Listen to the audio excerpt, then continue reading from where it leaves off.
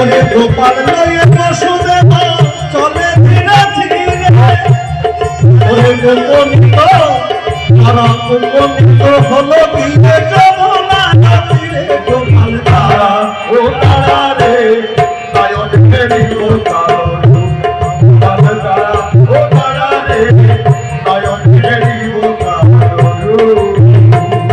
তাই প্রভুর যখন আবির্ভাব হয়েছিল চতুর্ভুজ মূর্তিতে নারায়ণ রূপে কিন্তু আবির্ভাব হয়েছিল কংসের কারাগারে।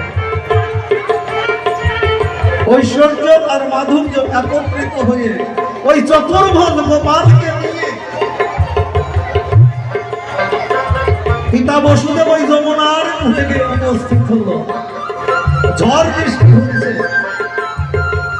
যমুনায় ঢেউ উঠেছে, উতাল পাতাল করছে। বসুদেব চিন্তা করছে এই যমুনা পার যদি আমি হতে না পারি তাহলে তুমি বকুলে যেতে পারবে, কিন্তু এই যমুনাটা আমি পার হই কেমন করে? তাই যোগেশ্বরী যোগমায়া আমার তখন কি করলে মা নিজেই আমার একটা শ্রীগানের মূর্তি ধরে ওই যমুনার জলে নেমে পড়লো। হরি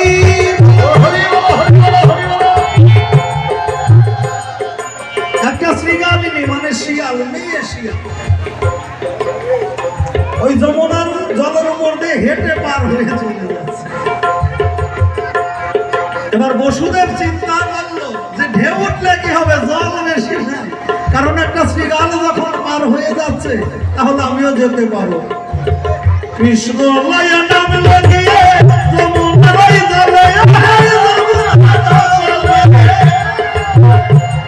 ওরে প্রভুর ওই আপনার লীলা কেমন বুঝিতে পারে গোপাল তারা ও তারা রে নয়ন ফেরিল কারণ গোপাল তারা ও তারা রে নয়ন ফেরিল কারণ।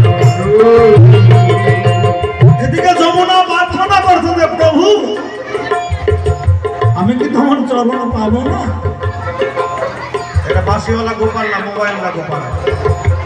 তবে একটা অঘটন ঘটে গেল। তখন কি ওই পার হতে পার বসকে ওই যে মাথার উপরে যে গোপাল ছিল, যমুনার জলে গোপাল গেলে ডুবিয়া